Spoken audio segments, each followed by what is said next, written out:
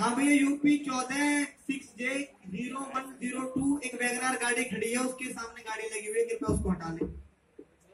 भारत माता की जय। वंदे वंदे। प्रातस्मरणीय परम पूजनीय शंकराचार्य जी, महामंडलेश्वर यतीन्द्रानंद जी, हम सबके प्रेरणा स्रोत, हिंदुत्व के प्रखर जाज्वल ज्वालामुखी नरसिम्हानंद महाराज जी, और मैं पत्रकार हूं और किसी भी पत्रकार के लिए हिंदुस्तान की संसद का बहुत बड़ा महत्व है, लेकिन उससे 1000 गुना ज्यादा मैं धर्म संसद को महत्व देता हूं। इसलिए आज आपके मित्रों, वैसे तो मैंने अमित को कहा था कि मैं आज सुनने के लिए आऊंगा, लेकिन ये धर्म संसद है, पूजनीय शंकराचार्य जी यहां पर है। आप सब जब बैठे हैं और कुछ मुद्दे निकले हैं तो मुझे लगता है कि किसी समाधान की तरफ बढ़ना चाहिए, नहीं तो फिर भारत की संसद में और हम में क्या फर्क रहेगा कि आए कुछ भी बोले और चले गए। और इसलिए मुझे ऐसा लगता है महाराज जी कि जो व्यवस्था आजादी के बाद हिंदुस्तान में बनी वो धर्म रक्षा के लिए है ही नहीं। हम गलत व्यवस्था से अपेक्षा रखते, बिल्कुल गलत व्यवस्था, बल्कि यह व्यवस्था ही इसलिए बनाई गई कि धर्म का दमन किया जा सके। सबसे पहले हमको 2 चीजें समझना चाहिए। पूज्य शंकराचार्य जी ज्यादा मार्गदर्शन करेंगे क्योंकि वो धर्म के अधिष्ठान हैं। हमें यह समझना चाहिए कि देश नाम की व्यवस्था अलग है और राष्ट्र नाम की व्यवस्था अलग है। आपकी जो कंप्लेंट है, मेरी भी जो कंप्लेंट है, हम सबके जो चिंता का विषय है, वो देश नहीं है, क्योंकि देश की सीमा तो सुरक्षित है, उसमें कोई चिंता नहीं है। पाकिस्तान के खिलाफ बोलने की जरूरत नहीं है, क्योंकि हिंदुस्तान की सेना ने 70 साल में पाकिस्तान को 1 सेंटीमीटर भी आगे बढ़ने नहीं दिया है, 1 सेंटीमीटर। इसलिए वो चिंता नहीं है। सड़क अच्छी बन रही है, इंफ्रास्ट्रक्चर अच्छा बन रहा है, इससे कोई चिंता नहीं है। हमारी चिंता क्या है?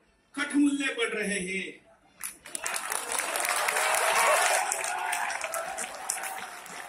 अब इन कठ मूल्यों को बढ़ने की चिंता करने की व्यवस्था देश में है ही नहीं, इसके लिए नहीं देश बना। हम गौरक्षा के लिए निकले तो यही व्यवस्था हमको गुंडा कहलाती है, क्योंकि व्यवस्था कहती है कि तेरी बहन की भी इज्जत तुम्हारे आंखों के सामने जब लूटी जाएगी तो तू रक्षा नहीं करेगा, हमारा पुलिस वाला आएगा, 100 नंबर डायल करो। ये व्यवस्था नहीं है। व्यवस्था ये है कि जब हमारे यहाँ पर हमारी भगिनी की, महिला की इज्जत लूटी जाएगी तो हम 100 नंबर डायल नहीं करेंगे, उन 100 कौरों के खिलाफ भी गर्दन काटने के लिए खड़े हो जाएंगे। तो इस व्यवस्था से अपेक्षा कैसे रख सकते हैं? वो तो बलात्कार हो जाएगा, फिर पुलिस वाला आएगा, फिर उस इज्जत का पंचनामा होगा, फिर कोर्ट में सुनवाई होगी, तारीख पे तारीख चलती रहेगी। ये है देश की व्यवस्था। और हम चाह रहे हैं धर्म की व्यवस्था, जहां अन्याय हो, अधर्म हो, न्याय वहीं पर होना चाहिए। कैसे होगा? इस पर चिंतन करने की आवश्यकता है। अन्यथा हमारी कंप्लेंट, हमारे आरोप और हमारे अपेक्षाओं का ऐसे ही वस्त्रहरण होगा और हम कभी समाधानी नहीं हो सकते। और इसलिए क्या करना पड़ेगा? क्यों हम पश्चिमात्य मॉडल पर ही चले? क्यों हम वेस्ट में जैसी संवैधानिक व्यवस्था है उसी पर चले? किसने कहा है? क्यों नहीं संविधान बदला जा सकता? संविधान के लिए देश है या देश के लिए संविधान है? क्या है? देश के लिए संविधान है, संविधान के लिए देश नहीं है। लेकिन जैसे ही आप संविधान के खिलाफ बोलो, इस देश के कुछ कौवे जोर जोर से चिल्लाने लगते हैं कि बाबा साहब के संविधान के खिलाफ बोल दिया। ऐसा नहीं है। खुद बाबा साहब ने कहा था, इतने कम समय में हम राष्ट्रीय अपेक्षाओं को पूरा नहीं कर सकते, इसमें कई कमियां हैं। आने वाले लोक प्रतिनिधियों की जिम्मेवारी है कि वो इसको दुरुस्त करे, और इसको जब आग लगाने की बारी अगर मेरे जीवित रहती आई तो आग लगाने वाला पहला मैं रहूंगा। ये बाबा साहब। इसलिए ये व्यवस्था ही हमारी नहीं हो सकती।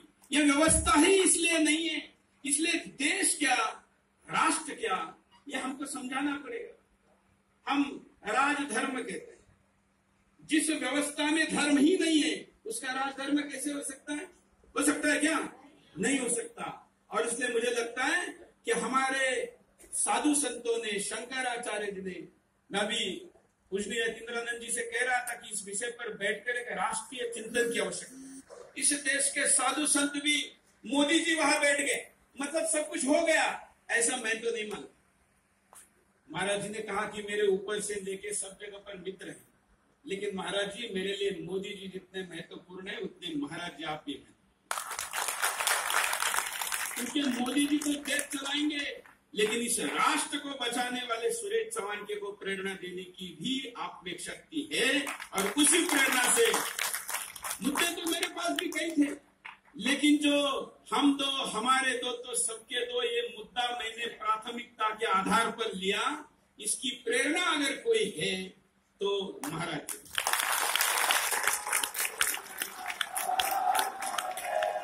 और नाराज भी इसलिए हो जाते हैं क्योंकि उनको पता है कि 2 अधिक 2 4 होते हैं, 2 - 2 0 होता है। जो गणित का विद्यार्थी होता है वो काव्य से समाधान ही नहीं हो सकता, क्योंकि काव्य में तो अनेक भावार्थ समझाए जाते हैं। ये तो गणित के विद्यार्थी है, ये कह रहे हैं कि कठमूल्य बढ़ रहे हैं, हिंदू घट रहा है, ये सच है। तो हम काव्य में भी इसका समाधान देंगे तो ये खुश हो जाएंगे। तो मैं वो समाधान लेकर निकला हूं। और आपने कहा कि अपनों के ही खिलाफ खड़े होना है। महाराज जी ये तो इतिहास है, अपने पास हो या 100 हो, धर्म जिधर है उधर सुरेश चौहान के खड़ा रहेगा, सत्ता जिधर है उधर नहीं रहेगी। अगर ये सत्ता धर्म की रक्षा के लिए नहीं है तो हमारे काम की नहीं है। नहीं, माला नहीं है। माला तब पहनूंगा जब हिंदुस्तान में कानून लाऊंगा, हम दो हमारे जैसे। तब तक ये माला नहीं, मेरे लिए हार है। माला तब होगी जब ये कानून आएगा। मित्रों, और उस लड़ाई का वास्तविक समय मानसून सत्र आने वाला है, जुलाई के आखिर में, जून की शुरुआत में। और आपके राज्यसभा के सांसद बड़े लकी है, लकी कहे या पता नहीं, लगातार एक हफ्ते में हम 3 कार्यक्रमों में एक ही जगह पर आए हैं। और मेरे हर आह्वान के बाद उन्होंने कहा है कि संसद के अंदर जाके इस कानून के लिए मैं पहला आवाज उठाऊंगा। और इसलिए सांसद भी है, शंकराचार्य भी है, योद्धाओं के मार्गदर्शक भी है। मित्रों, हम अपने आप को योद्धा क्या है?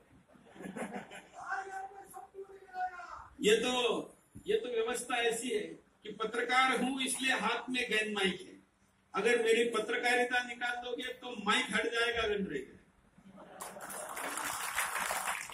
और इसलिए जो गन माइक भी चलाता हूं, गन से कम नहीं चलाता। इसलिए हर हफ्ते कोई ना कोई नोटिस आ जाता है।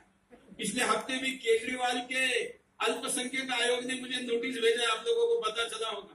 उन्होंने कहा कि दिल्ली में बांग्लादेशी घुसपैठी है और गैर कानूनी मस्जिद, इस पर आपने जो कार्यक्रम किया वो गलत है, आप माफी मांगो। मैंने कहा किसको लेटर भेज रहे हो पता है? तुमने तो एक मस्जिद की बात की, मैंने पिछले 3 दिनों में दिल्ली की 100 मस्जिदें दिखा दी और 1000 से ज्यादा बांग्लादेशी दिखा दी। अब दिल्ली अल्पसंख्यक आयोग ने मेरे से पंगा लिया है। मैं अगले हफ्ते आने वाले दिनों में जल्दी ही एक स्कीम लाने वाला हूं और इस पूज्य मंच से उसको घोषित करता हूं। वो अगले हफ्ते लाऊंगा, अगले महीने लाऊंगा, उस पर प्लान चल रहा है। क्योंकि मैं मानता हूं कि कोई भी योजना भावनिक नहीं, रचनात्मक योजनाबद्ध होनी चाहिए। योजना क्या रहेगी?